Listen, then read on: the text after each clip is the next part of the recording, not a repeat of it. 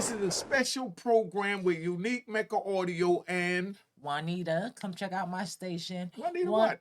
Juanita Mecca Audio. All right. All right. Let them know. Subscribe at Juanita Mecca Audio. Is going up today. This is my twin. This is my heart.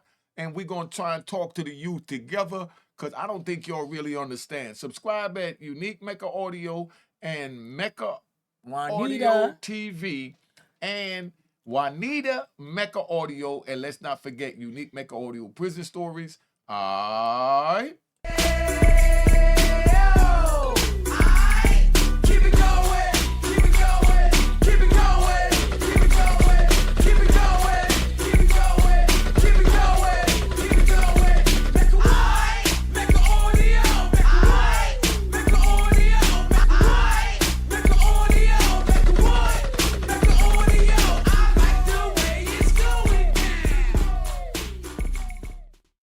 All right, you know what it is. Unique Mecca Audio, man. I'm here with my princess. She got her own channel. Make sure you go subscribe at Juanita Mecca Audio. Check me out. All right. Remember that. All right. Juanita Mecca Audio. Now, we're going to get right to the point because what we got going on here is we got dudes sliding on each other all over the United States, maybe even all over the world because they pick up a lot of things that we do and they do it over there.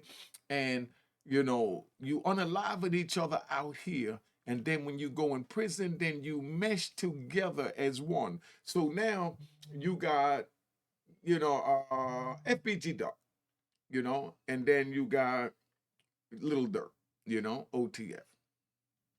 They got some young brothers serving a lot of time in prison for unaliving each other. And now when they go to the penitentiary in the feds, there's only a handful of them from their state, so they must come together and be one. But when they was on the street, they was trying to unalive each other. Do y'all understand that? What do you think about that? It's crazy because, you know, this kind of what we was touching on yesterday. But my whole thing is you literally just wasted all your time on them streets unaliving each other. And then you get in the jail, and now you over here being in cahoots with everybody. What was because the point you have to doing what you do? But it makes you think, what was the point of you doing what you was doing on them streets? Because now you sitting in here still cahooting with everybody. But you could have been doing that on the outside being free. And she's saying cahoots, but that means just talking, basically. No, protecting each other. Well, that's what they're doing. They're gonna protect each other's lives while they're in the prison, but when they was on the street, they tried to unalive each other. So I've been saying this long enough at Unique Mecca Audio. Juanita Mecca Audio get ready to start. She gonna give it to you from a female perspective. But now we're gonna let another man that's serving 3 life sentences plus consecutive life sentences, that mean running wild, plus 106 years is going to speak on that, how he realized that. So y'all sit back and watch this program.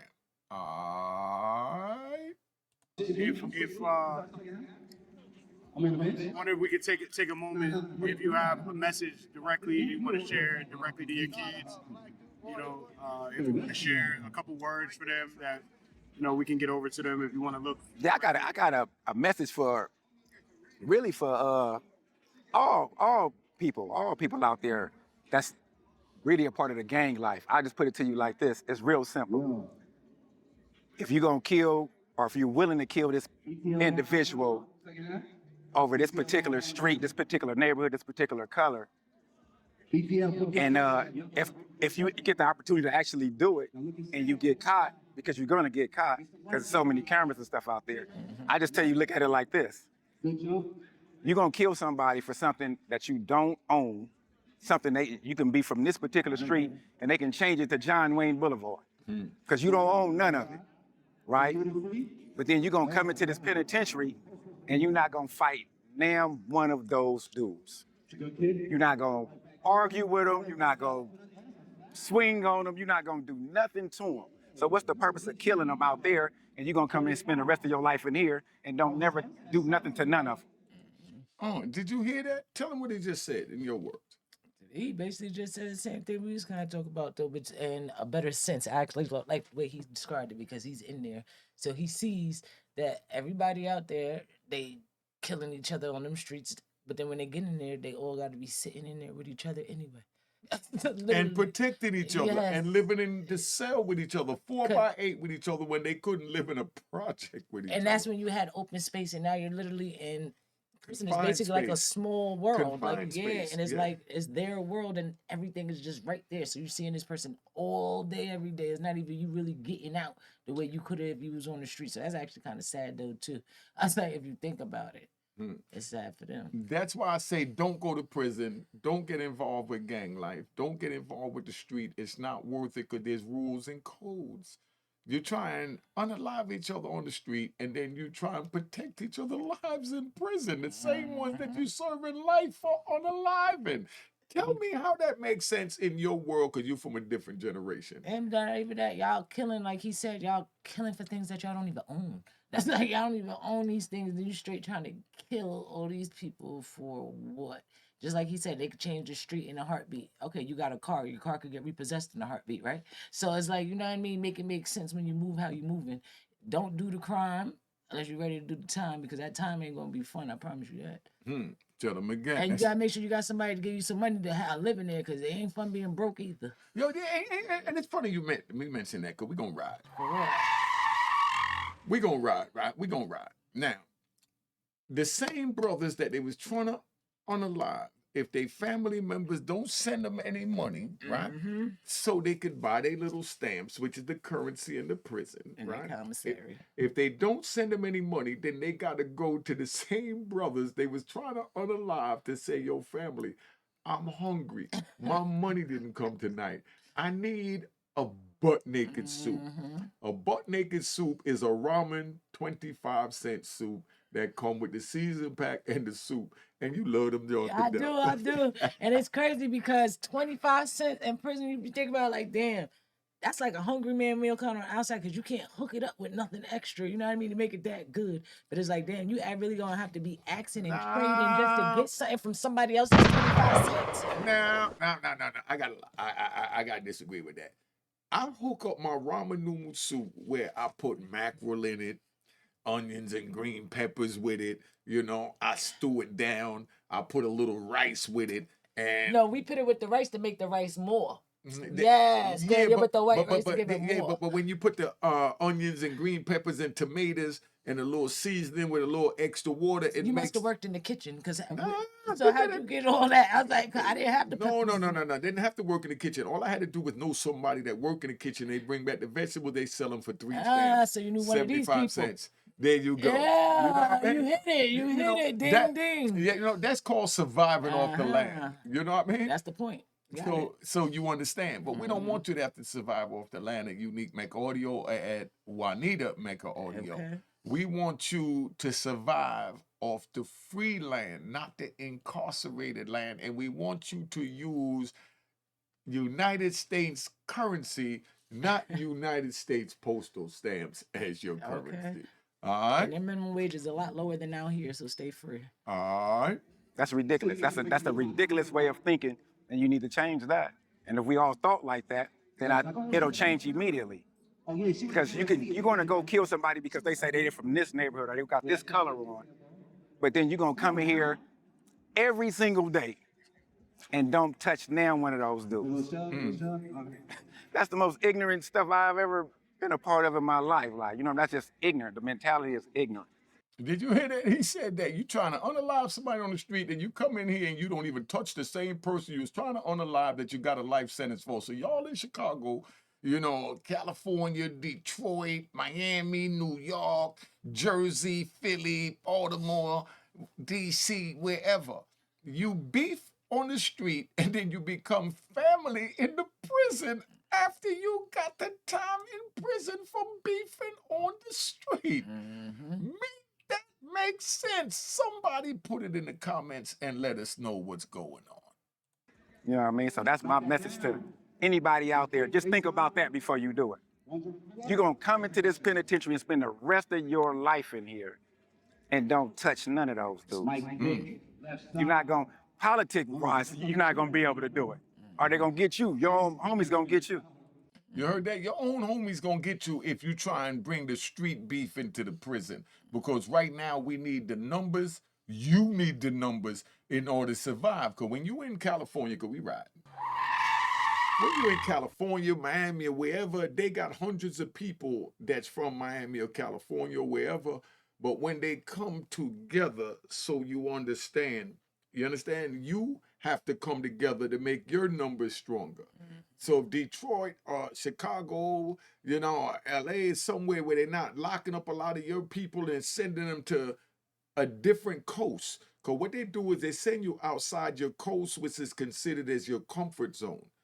You understand? So now you have to learn to survive by yourself and whoever else is from your coast. And this may be and will be the same brothers that on the streets you called them your Opps. But now there's no pistol, so there's no unaliving. Only pistol is, as Banky Pound says, that Bethlehem. That means that jailhouse shank. See, but you see that though, right? Basically, everything they was trying to avoid doing on the street because now they out there and they doing this, so they should have basically just it's like I said, they had to go to prison to get humble to realize this is how To they get gonna common have to- sense. Yeah, basically, so they could be able to do that. God willing, they get outside one day to do it again. Because that's sad. All right. So that's stupid. Yes. So why do it? So that's my message. How long did it take you to grow this mindset? Really, I knew it from the first time I guess it's not my first time being in the penitentiary. So the first time I came into the penitentiary, I experienced that. We was so-called beefing with these particular individuals or whatever. Then I came in here, seen all of these dudes, and nobody was doing nothing to them.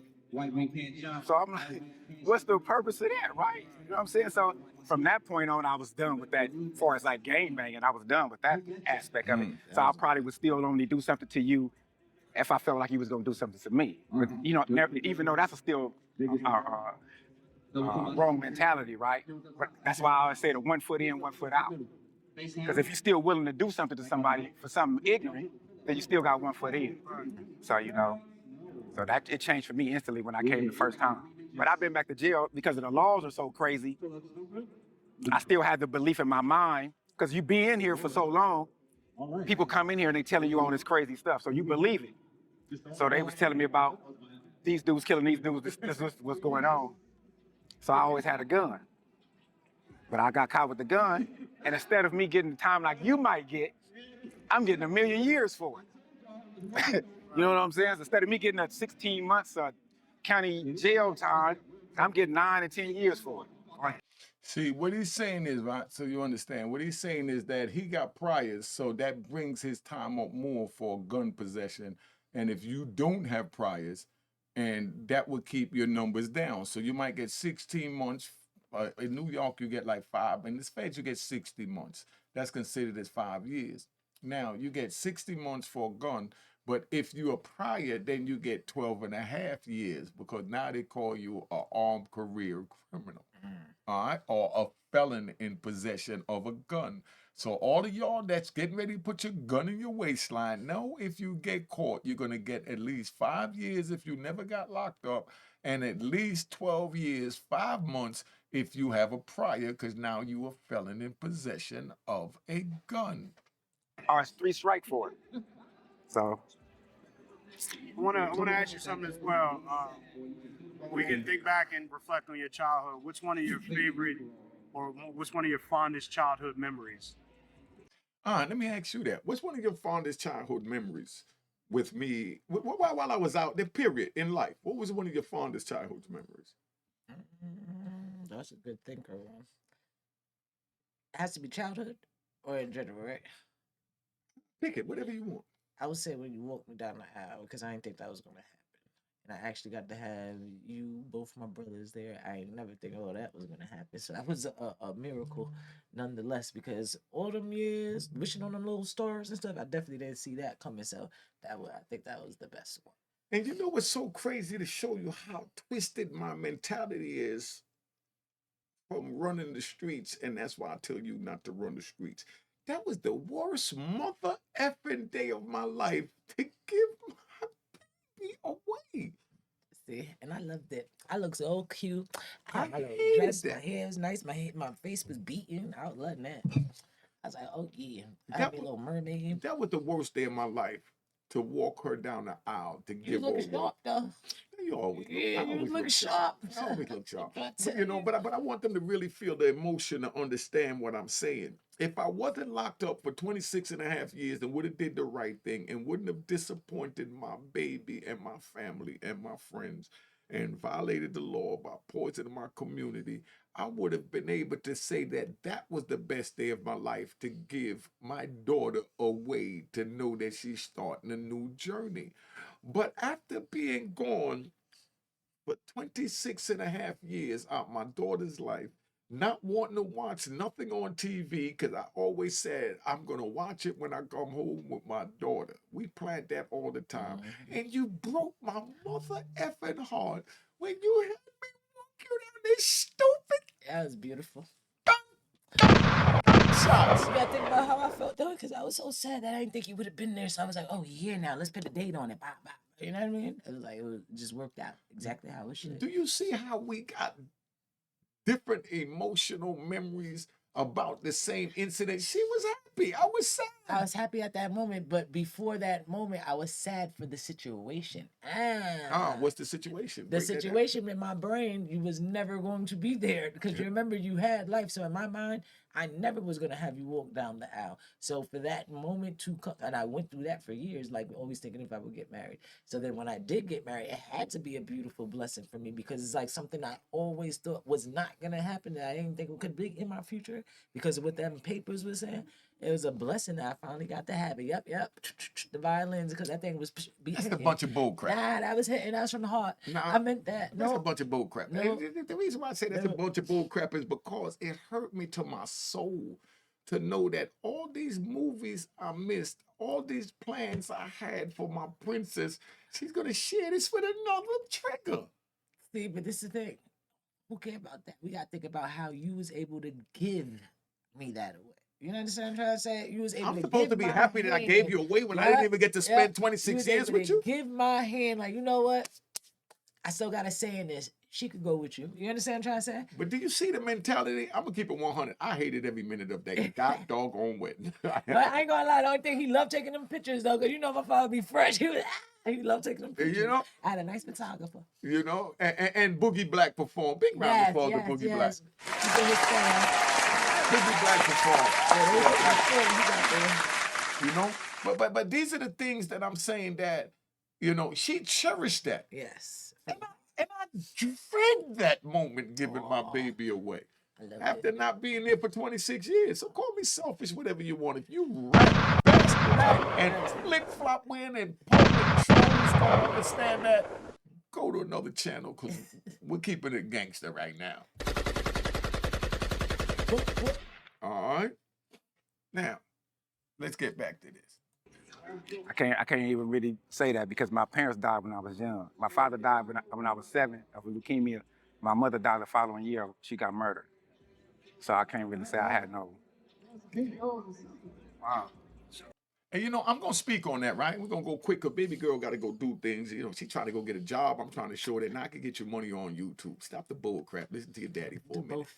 You know what I mean? Nah, we don't need to do both. We gonna get you enough money on YouTube where you could laugh at anybody offering you a job. You know, but let me say this so you understand. Yes. What he just said is, let me run that back. Y'all gotta hear what he just said right here. Said. All right. When I was young. My father died when I was 7 of leukemia. My mother died the following year. She got murdered. You see, that's something that I told myself that you don't know about that I'm sharing with you to keep my hope alive is that when your mother asks me, what are you going to tell our children that you're doing life in prison? You know? So to mollify it, meaning to justify wrong to make it right, right? I told myself and I told her, but first I had to convince myself. I told her and her brothers and sisters, right? I had to tell them straight up that right now, it's better that I'm alive and you could come visit me in prison than if I was unalive and you couldn't visit me because your uncle Khalif, aka Peter, He died during the struggle. My brother got 2 bullets to the head, right? I want to see how you react. Me and her haven't never talked about this. And I shared this with y'all on YouTube, so y'all blessed. My brother got 2 bullets to the head while I was in prison, right after I got sentenced to life plus 20, right? And I'm waiting to go to a penitentiary. They came and brought me in, handcuffed and shackled me to a table. All right, they handcuffed me to the table and they shackled me to the floor. And then they showed me these big, beautiful 8x10 glossy pictures of your Uncle Peter with his brains blowing out, a green matter all over the place. And I'm sitting there forced to look at this. And I never saw pictures of color so clear on Kodak. Because this is back in, 94, October 94, October 1st.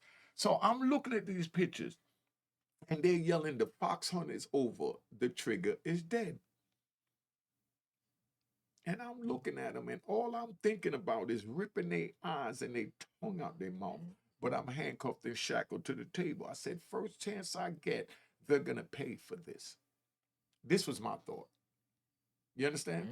And I was hurting so much, and I couldn't do nothing, that when they let me walk back upstairs, because I told them straight up, I said, all right, the trigger dead. At least he ain't got to serve life in your stinking prison. And they said, but you do. And I said, yeah, but, when God ready, he going to get me out of here. I said, just take me back upstairs. I'm ready to get out of here. Yeah, I ain't going to show that to them either. So as I'm walking up those stairs, handcuffed and shackled, that was the longest walk of my life. I mean, my knees were shaking. Because you hold it.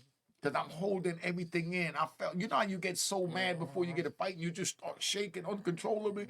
That's how I felt. When I made it upstairs to my cell, I walked in my room and I collapsed. And maybe the police told the unit, yo, he just found out his brother got unalive. So, watch him for me and be compassionate with him. So when I go in the cell, I collapsed and I fell on the floor. And I'm laying there looking up on the floor, and a dude I was in Virginia Beach. A dude walked in from Chesapeake, dude I was real cool with, and he saw me at my weakest moment. And only thing, baby girl, was on my mind was taking his life, because no one never seen me like this. I didn't want another human being to be alive to say, I saw Unique crumble on the floor like a bitch. And y'all don't even understand that, but I'm just being real because I want my baby to understand what I'm going through. So when I got up and I sat on the bed, I'm looking at him. He was big as a mother. He was bigger than me. I'm just keeping water. You know what I mean? But the first thing in my mind was to reach for my knife and hit him in his face with it. Got to watch the words I use in YouTube. So I'm looking at this man, and he looked at me, and he could see it in my eyes. And he said, Unique, I love you. God love you. You're going to be all right. That's a little angel. You understand what I'm saying? He said, you're going to be all right. And only thing on my mind was taking his life at that time, because he saw me in my weakest moment. This is what my life had to be. And this is what I'm trying to prevent your life from being. If you don't understand this, I don't know what to tell you. I'm getting emotional. I'm glad I'm wearing these dark glasses just telling you about this. Let me get back to this, man. I don't even know why they showed the picture to you. No, they did that to break me. Yeah, but that's that. You shouldn't. But listen, the same thing like slavery, because we ride. The same thing like slavery. They used to take the pregnant women and hang them upside down and take the feet out and stomp it in front of the whole community, so that they know that if you do this, this is what we're going to do to you. And that's how they break you. So they couldn't break me with taking me to trial. They couldn't break me with sentencing me to life. So they said, well, we're going to break him by showing him his loved one with his blowing out. So I'm glad you held it in, because I would have did the same. I ain't going to show nothing in this out from you. That's how they're going to use it for weakness. This is how real this life is, man, that I'm telling you not to enter into. And my baby's here to help me tell y'all this. So don't say that we didn't tell you. So I can't really say I had no. Wow. So there's nothing positive that you can remember about your childhood. Yeah. Nope. That's powerful. You see what I'm saying? He said there's nothing powerful to remember about a child. I'm going to tell you this. I'm going to share another one with you. Let me know if I told you this or your mother told you this, because your mother the only one that knows. My first Thanksgiving home, man. I came home May 15, 2020. for Thanksgiving 2020, I was supposed to go by her house where they was having everybody come together because I missed the birthday in May, the day after I came home, because dude was just boning my daughter, and I didn't know what direction it was going in. But when I was supposed to go to that house, right? Their mother left all the presents behind. I'm supposed to bring all the presents, but before she left, I said, "Nah, just take them with you because I don't know what time I'm coming." So I'm driving down the highway. As I'm driving closer to her house, and I have the video with this. I took not video, picture. I took a picture of me driving down the turnpike because I was living up, up the turnpike. I'm driving down and tears is running down my eyes, snots is running out my nose, and I'm crying like a baby because I've never experienced a Thanksgiving that I could remember. I do remember that.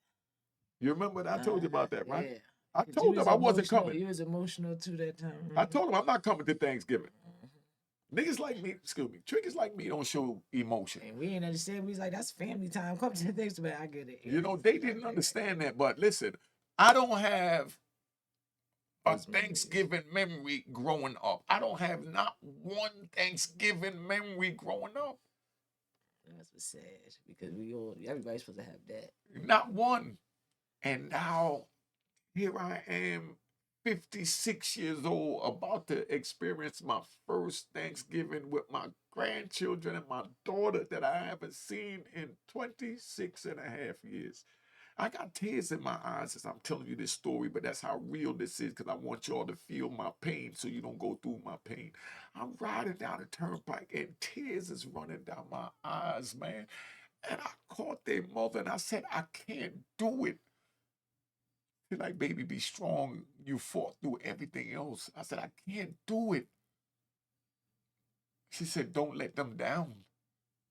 And if you look close enough, you can see the tears in my eyes. I couldn't do it. And I even took a picture of it because I wanted to remember that moment. That was my first Thanksgiving in my life that I have a memory of at 56 years old. And it broke me. But I held it together. Then I didn't want them to see me cry, so I had to suck it up and go in there and kiss his face with my granddaughter. When the whole time I'm looking, I'm like, damn, I miss my daughters like this. My granddaughter loved it, but my baby showed me that she accept me for missing it because I'm there with her daughter, my granddaughter. And I've been on here long enough. I'm getting too emotional. Yo, listen, man, look. I got tears in my eyes telling you this story. Because it's real, man. It's real. I didn't even want to go to my Thanksgiving. I didn't want to be around nobody. I've been on the streets pulling pistols, getting shot at. I got 4 bullets in me and to jump off a roof. Then got robbed, stabbed, everything.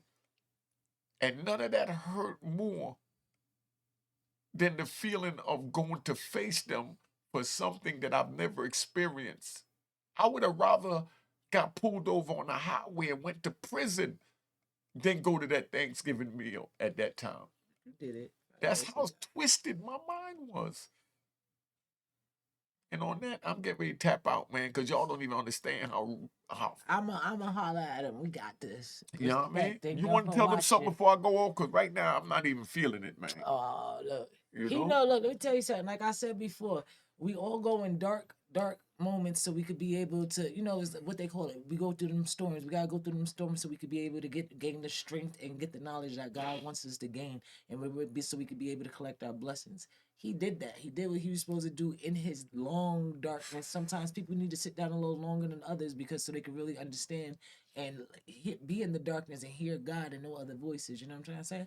So he did what he was supposed to do, and God is now blessing him, and now he's getting what he's supposed to get. But he's supposed to feel that pain, and he's supposed to cry, because if you don't feel what they say, if you have a wound, don't touch it, so it can heal. So it's like at the end of the day, he got to touch on it, he got to talk about it, so he could break down and cry, because when he was in there, he held it in for so long. So now he can finally release, and he's free to do that with people I that love love you, him. baby. I love you more. And thank you for understanding. This is course. my only baby I know understand. You know, I'm just keeping it Cause I'm a little 100. messed up in here too, but we got it though. All right, we got it. All right. Make sure you subscribe where? Well, need a Mecca audio, please. All right. Respect. Unique Mecca Audio Prison Stories, Mecca Audio TV, and right here, hit the notification bell. I'm out of here because this shit is too emotional. Doses. Cheers, cheers, toast the crime, toast the crime, the crime, the crime, the crime.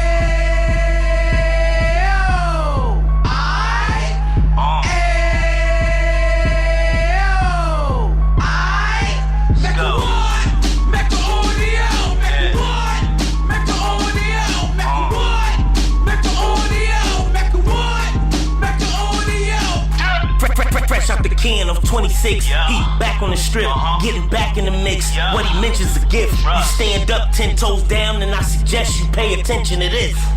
Take a little gully posse and put it in hall. He cut from the bottom, came up from the bottom. Drop the book, you should go and get it. An Instagram page and a YouTube, you could go and visit.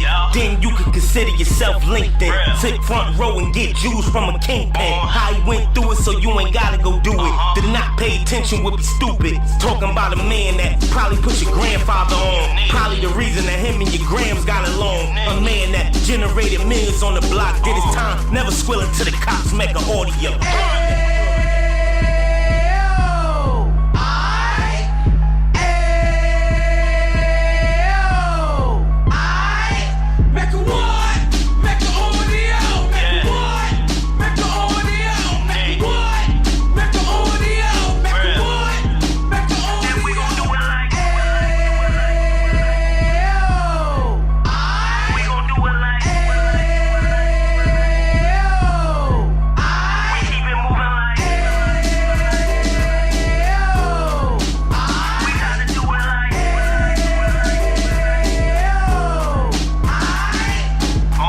Get it live like 2 G's in the 90s. Drop top beamer so shiny. I let shorty go, she was whining.